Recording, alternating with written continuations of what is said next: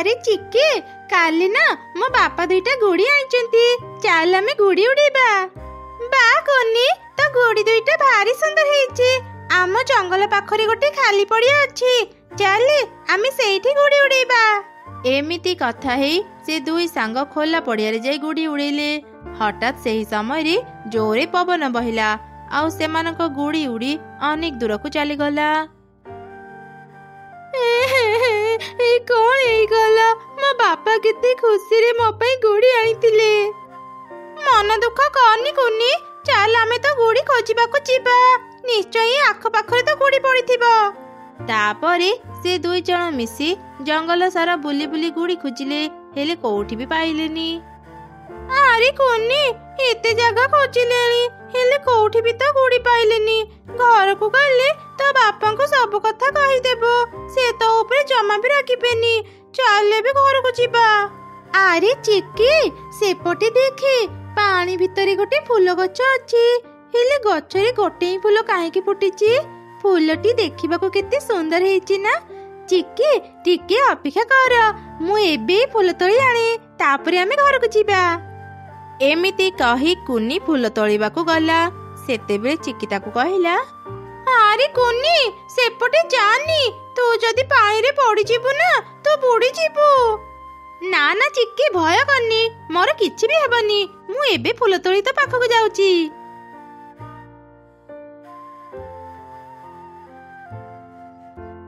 ଏଇ ଦେଖେ, ମୋର କିଛି ବି ହେଲାନି। ମୋ ମାଙ୍କୁ ଫୁଲ ଭାରି ଭଲ ଲାଗେ, ସେଥିପାଇଁ ମୁଁ ଏ ଫୁଲ ତୋଳିକି ଆଣିଲି। ମା ନୂଆ ଫୁଲ ଦେଖିଲେ ଭାରି ଖୁସି ହେଇଯିବେ। ଚାଲେ ଏବେ ଘରକୁ ଯିବା। ଆରେ ମା, ହାତରେ ଏଇଟା ତୁ କଣ ଧରିଛୁ? ଏଇଟା ତ ଗୋଟେ ଫୁଲ। ଏ ଫୁଲ ତୁ କୋଉଠୁ ଆଣିଲୁ? କୁନି ତାର ମାକୁ ସବୁ ଘଟଣା କହିଲା। ଓ ଆଚ୍ଛା, ସତରେ ଫୁଲଟି ଭାରି ସୁନ୍ଦର ହେଇଛି। ମତେ ସେ ଫୁଲଟା ଦେ, ମୁଁ ପାଣିରେ ରଖିଦେବି। ଫୁଲ ଅନେକ ଦିନ ଯାଏ ସତେଜ ରହିବ। ତୁ ଯା ହାତ ମୁହଁ ଧୋଇ ଆସିବୁ, ମୁଁ ଖାଇବା ପାରୁଛି ଖାଇନେବୁ। ଆଚ୍ଛା ଠିକ ଅଛି ମା, ଏଇ ନିଅ। ଏଇ କଣ, ମୁଁ ମୋ ଝିଅକୁ ଦେଖିବାକୁ ପାଉନି କଣ ପାଇଁ? ମୁଁ ଟିକେ ଶୋଇ ପଡିଥିଲି, ସେଇ ଭିତରେ ମୋ ଝିଅ କୁଆଡେ ଚାଲିଗଲା? ତୁ କାହା କଥା କହୁଛୁ ଗଛ? ତୋ ପାଖରେ ଯୋଉ ଲାଲ ଫୁଲ ଥିଲା, ସେ କଣ ତୋ ଝିଅ? ହଁ, ସେଇ ଫୁଲ ମୋ ଝିଅ। ଗୋଟେ ଛୋଟ ଚଢେଇ ଛୁଆ ଆସି ସେ ଫୁଲ ତୋଳି ନେଇ ଯାଇଛି। ଏସବୁ ତୁମେ କଣ କହୁଛ? ତୁମେ କଣ ଜାଣିଛ ସେ ଚଢେଇ ଛୁଆ କୋଉ ପଟେ ଯାଇଛି? ଦୟାକରି ମତେ କୁହ। ମୁଁ ଜାଣିନି ସେ ଚଢେଇ ଛୁଆ କୋଉଠି ରୁହେ। ସେଇ ପୂର୍ବ ଦିଗରେ ଉଡିଗଲା, ମୁଁ କେବଳ ସେତିକି ଦେଖିଛି। ଏବେ ମୁଁ ମୋ ଝିଅକୁ କେମିତି ପାଇବି? ମୋ ଝିଅ ବିନା ମୁଁ ବଞ୍ଚି ପାରିବିନି। ସେ ଗଛ ଏମିତି କହି କହି କାନ୍ଦୁଥିଲା। ସେତେବେଳେ ଗୋଟେ ପ୍ରଜାପତି ସେ ଦୁଇ ଗଛଙ୍କ ସବୁ କଥା ଶୁଣି ତାଙ୍କ ପାଖକୁ ଆସିଲା। ଆରେ ଗଛ, ତୁମେ ଆଉ କାନ୍ଦନି, ମୁଁ ସେ ଚଢେଇ ଛୁଆର ଘର ଦେଖିଛି। ସତ କହୁଛୁ ପ୍ରଜାପତି, ମତେ ଟିକେ ସାହାଯ୍ୟ କର। ତୁ ଯଦି ମତେ ସାହାଯ୍ୟ କରିବୁ, ମୁଁ ପୁଣି ଥରେ ମୋ ଝିଅକୁ ଫେରି ପାଇବି। ହଁ ହଁ, ମୁଁ ତୁମକୁ ନିଶ୍ଚୟ ସାହାଯ୍ୟ କରିବି। କୁହ, ମୁଁ କଣ କରିବି? ମୁଁ ତତେ ଗୋଟେ ମଞ୍ଜି ଦେଉଛି, ତୁ ସେ ମଞ୍ଜି ନେଇ ଚଢେଇ ଛୁଆ ଘର ବାହାରେ ପକେଇ ଦେ। ସେ ମଞ୍ଜି ଦ୍ୱାରା ମୁଁ ମୋ ଝିଅ ପାଖରେ ପହଞ୍ଚି ପାରିବି। ଓ ଆଚ୍ଛା, ତେବେ ଠିକ ଅଛି, ମତେ ମଞ୍ଜି ଦିଅ, ମୁଁ ଏବେ ସେ ଚଢେଇ ଛୁଆର ଘରକୁ ଯିବି। ଗଛ ପ୍ରଜାପତିକୁ ମଞ୍ଜି ଦେଲା। ପ୍ରଜାପତି ସେ ମଞ୍ଜି ନେଇ ଚଢେଇ ଛୁଆର ଘର ବାହାରେ ପକେଇ ଦେଇ ଚାଲିଗଲା। ସଙ୍ଗେ ସଙ୍ଗେ ହିଁ ମଞ୍ଜିରୁ ଗୋଟେ ବଡ ଗଛ ବାହାରିଲା।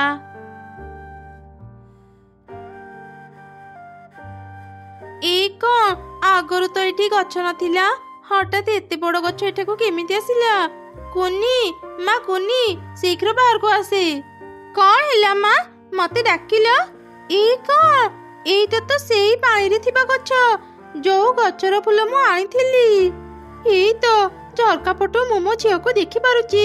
ଯେମିତି ବି ହଉ, ମୋ ଝିଅକୁ ମୁଁ ଏଠୁ ନେଇଯିବି।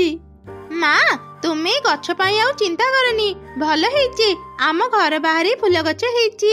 ଏବେ ଆମେ ପ୍ରତ୍ୟେକ ଦିନ ଏ ଗଛରୁ ସୁନ୍ଦର ସୁନ୍ଦର ଫୁଲ ପାଇବା। ହଁ ରେ ମା, ତୁ ଠିକ କହିଲୁ, ଚାଲ ଏବେ ଘର ଭିତରକୁ। ଏଇ ତ ଚଢେଇ ମାନେ ଏଠୁ ପଳେଇଲେ, ମୁଁ ଏବେ ଶୀଘ୍ର ମୋ ଝିଅକୁ ନେଇ ଏଠୁ ପଳାଏ। एमिति कही गछ तार लटाकू झरका पटे बढ़ी फूल को निज पाखक नहीं आसिला। आउ तापरे से सेठारु चलीगला। ए सब घटना को नहीं देखुथिला। से शीघ्र बाहर को आसिला।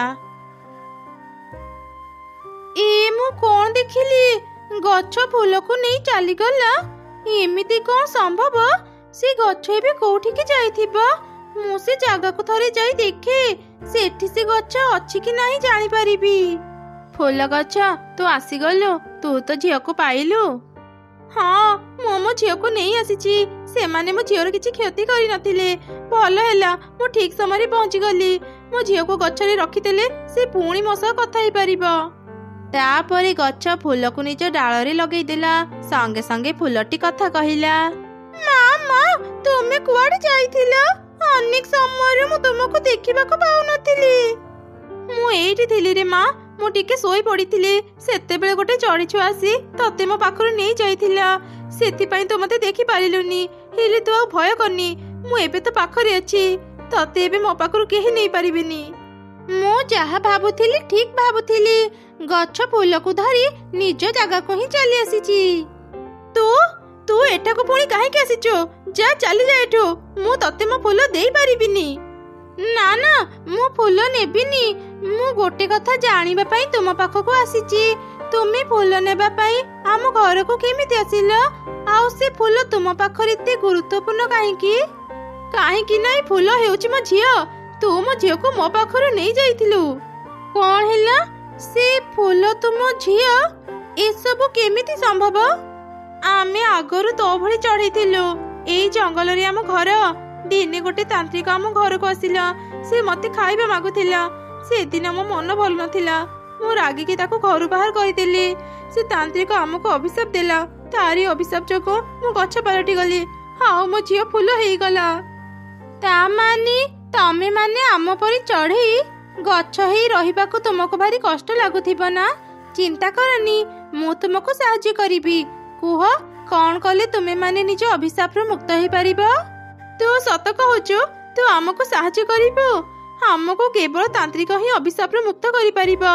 से तांत्रिक घर एई जंगलर शेष मुंडरे। मो मां से तांत्रिकों को निश्चय चिन्हि थिबे। मु एबे जाउछ मो मां पाखको।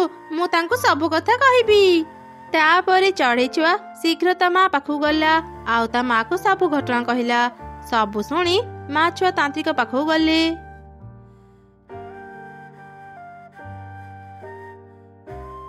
मो जाने तमे माने मो पाखको कौन पई आसीच। हेले केमिति तांत्रिक मां आमे तुमको ए जाय तो किछि भी कहिनो। मो सब जाने से दोई मां छुआ को उच्च शिक्षा देबा पाई ही किछि दिन पाई मु तांको गच्छ करिथिली। से माने अनेक कष्ट पाइलेनी। एबे मु तांको मुक्त करिदेबी। एई गंगा जल निय तांको ऊपरे पकई देब। से माने मुक्त हेई जिबे। तापरे मां चढ़ी तांत्रिक पाखरु गंगा जल आनी फूल गछ ऊपरे पकई देला। जा फल रे से माने निज अभिशाप मुक्त हेई निज रूप फेरी पाइले। भौणी तुमको अनेक अनेक धन्यवाद। आज तुम पाई आमे अभिशाप मुक्त हेई पारिलो। आमे तुमरी उपकार केबे भी भूलिबुनी। अरे ना ना मिठू भौणी तुमको धन्यवाद देबा को पड़िबनी। एबे तुमे माने घर को जाओ आ भलरे रुह। तापरे समस्ते निज निज घर को फेरी गले। माँ चढ़े आउ तार झियो मिठू को साहाय्य करि पारि अनेक खुशी थिले।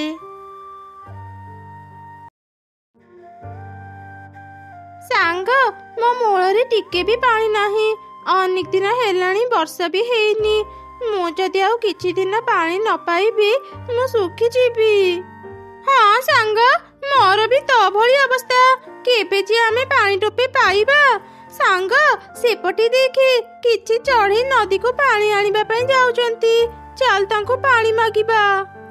आरी पक्षी माने टिके आम कथा सुनी जाओ। आम पाख को आस। किए किए आमको डाकिला। एठी तो केही भी नाहंती। काऊ भौणी मु भी तो एठी काहाकू देखुनी। निश्चय आमे भूल सुनिथिबा। ना ना तमे माने भूल सुनी न। आमे अमृतभंडा गछ तम मानको डाकुथिलु। कौन हैला तमे माने अमृतभंडा गछ ए कथा कहूच। ता माने तमे माने निश्चय जादूर हेइथिबा। अच्छा तमे माने निज जादू शक्ति रे सब किछि करि पारुथिबो ना। हाँ आमे माने जादूर କିନ୍ତୁ ଆମ ପାଖରେ ଯାଦୁ ଶକ୍ତି ନାହିଁ। ଆମେ ଅନେକ ଦିନରୁ ପାଣି ନ ପାଇବାରୁ ଶୁଖି ଶୁଖି ଗଲୁଣି। ଆମକୁ ତମେ ମାନେ ଟିକେ ସାହାଯ୍ୟ କର, ଆମ ମୂଳରେ ପାଣି ଦିଅ। କଣ ହେଲା? ତମ ମାନଙ୍କ ପାଖରେ ଯାଦୁ ଶକ୍ତି ନାହିଁ? ତାହେଲେ ତମ ମାନଙ୍କୁ ସାହାଯ୍ୟ କରି ଆମର କଣ ଲାଭ ହେବ? ଆଜି ସିନା ଆମେ ତୁମ କାମରେ ଆସୁନୁ, କିନ୍ତୁ ଭବିଷ୍ୟତରେ ଆମେ ବଡ଼ ହେଲେ ତୁମ କାମରେ ଆସିବୁ। ତମେ ମାନେ ଯେତେବେଳେ ବଡ଼ ହେବ ଆମେ ବୋଧେ ଜଙ୍ଗଲରେ ନଥିବୁ। ତମେ ମାନେ ମର କି ବଞ୍ଚ, ଆମେ ତମ ମାନଙ୍କୁ ସାହାଯ୍ୟ କରିପାରିବୁନି। ଏମିତି କହି ସେମାନେ ସେଠାରୁ ଚାଲିଗଲେ। ଦୁଇ ଅମୃତଭଣ୍ଡା ଗଛ ଯାହାକୁ ବି ସାହାଯ୍ୟ ମାଗୁଥିଲେ କେହି ବି ତାଙ୍କୁ ସାହାଯ୍ୟ କରୁନଥିଲେ। ଏମିତି ସେଦିନ ବିତିଗଲା। ଓଃ, ମତେ ଭାରି କଷ୍ଟ ହେଉଛି ସାଙ୍ଗ। ଲାଗୁଛି ମୁଁ ଏବେ ହିଁ ମରିଯିବି। এই ଜଙ୍ଗଲର ପକ୍ଷୀମାନେ ବହୁତ ଖରାପ, କେହି ବି ଆମକୁ ଟୋପେ ପାଣି ଦେଲେନି। ହଁ ସାଙ୍ଗ, ଠିକ କହିଲୁ। ଏମିତି ଖରାପ ଚଢ଼େଇଙ୍କ ଜଙ୍ଗଲରେ ରହିବା ଅପେକ୍ଷା ମରିଯିବା ବହୁତ ଭଲ।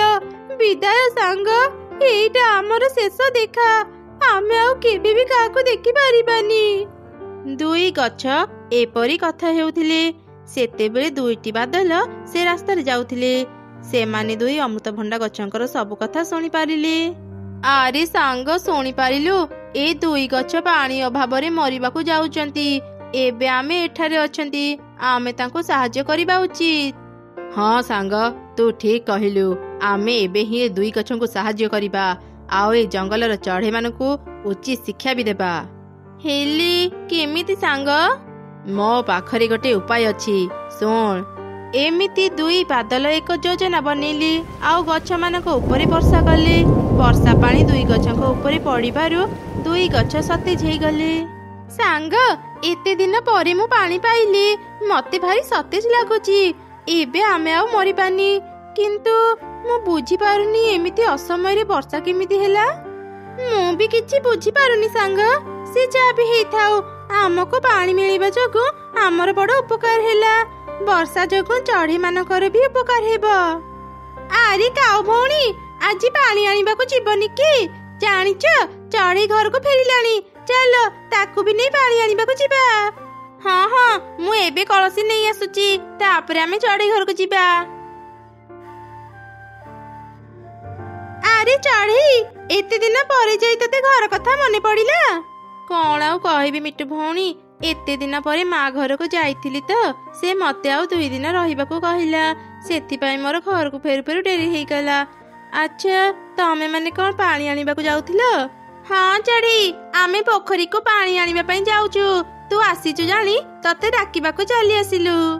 ତାପରେ ସବୁ ଚଢ଼େଇ ମିଶି ପୋଖରୀକୁ ପାଣି ଆଣିବା ପାଇଁ ଗଲେ।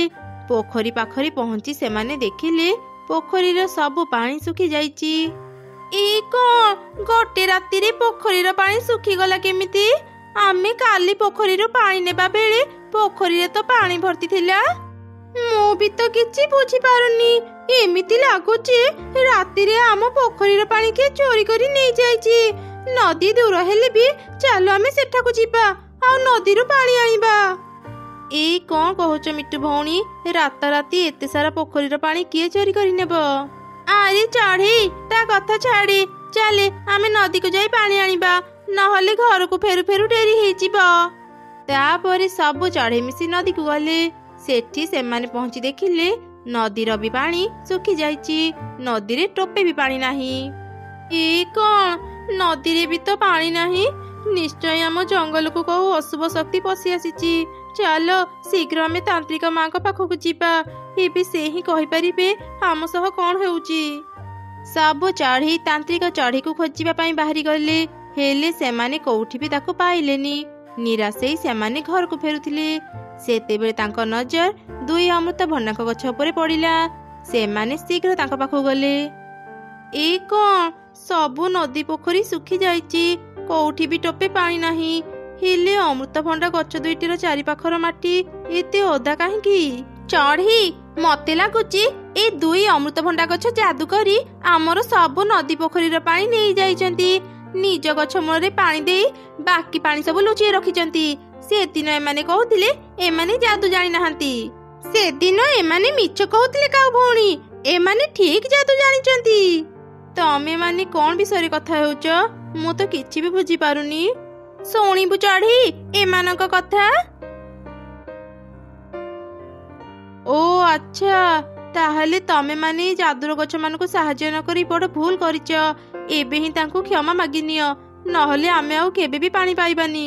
ଯାଦୁର ଅମୃତଭଣ୍ଡା ଗଛ, ଆମକୁ କ୍ଷମା କରିଦିଅ। ଆମେ ଆଉ କେବେ ବି ତୁମ ସହ ଖରାପ ବ୍ୟବହାର କରିବୁନି। ଆମ ନଦୀ ପୋଖରୀର ପାଣି ଫେରେଇ ଦିଅ। ଏସବୁ ତମେ ମାନେ କଣ କହୁଛ? ଆମେ ସତ କହୁଛୁ, ଆମେ ଯାଦୁ ଜାଣିନୁ। ଆମେ ନଦୀ ପୋଖରୀର ପାଣି ଶୁଖେଇନୁ। ତାହେଲେ କୋଉଠି ବି ପାଣି ନାହିଁ, ହେଲେ ତୁମ ଦୁଇ ଗଛଙ୍କ ମୂଳରେ ଏତେ ପାଣି କେମିତି ଆସିଲା?